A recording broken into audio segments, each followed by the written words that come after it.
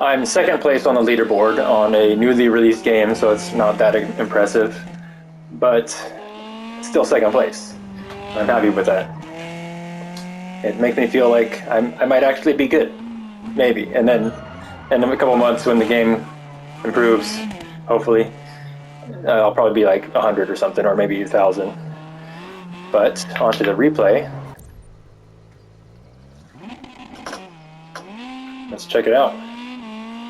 There's not much to learn here, so I'm just gonna go into the exterior view because it looks cool.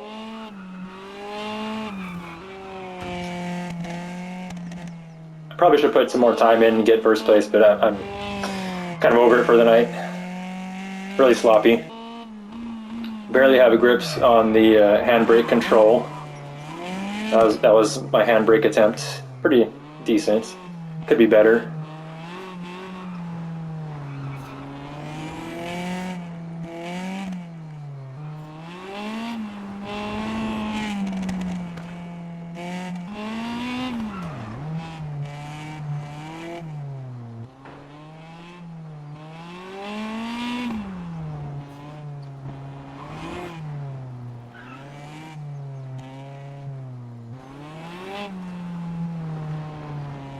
This section is just really clumsy.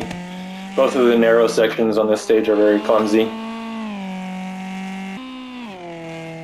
And it's partly due to, or mostly due to the way the steering is. I'll show what I did to fix the steering. It's a temporary fix. It's not one I'd rather use.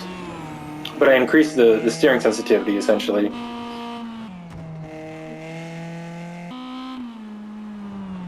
Again, I'll get into it when I get onto the setups page, or not real setups, but the page where I can actually show what I did to the...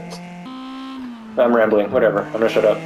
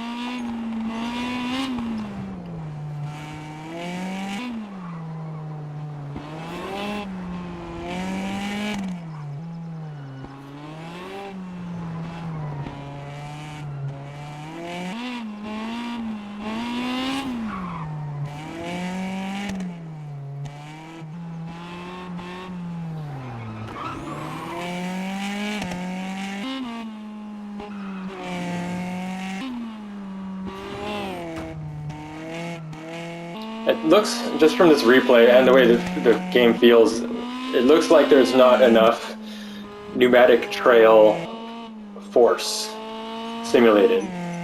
So not just the steering force in the steering wheel, but the way the car slides around these high-speed turns.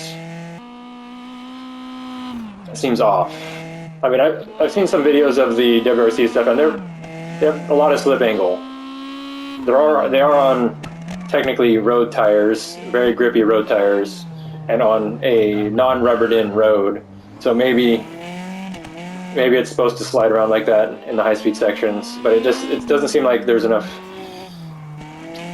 The rear end just seems like out of alignment, essentially, around the high-speed turns.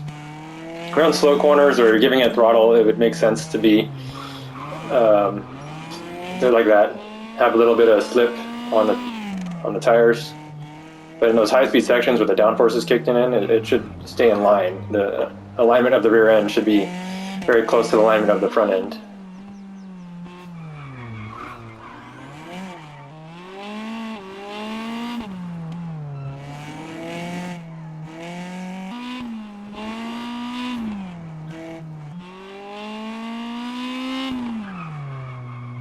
As a modern rally experience, without having to download a several decades old game and get mods and everything for it.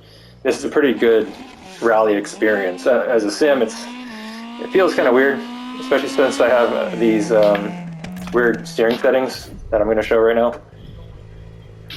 So it's not the car setup. I still haven't unlocked the advanced car setup.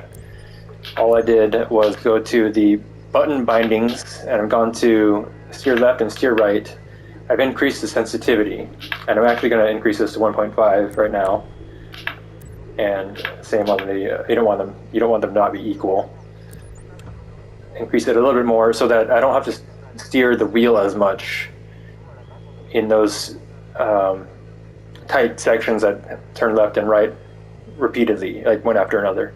So the hardest part about earlier playing this game was that I'd have to turn the wheel so far left to the right to get the car to respond at maximum grip.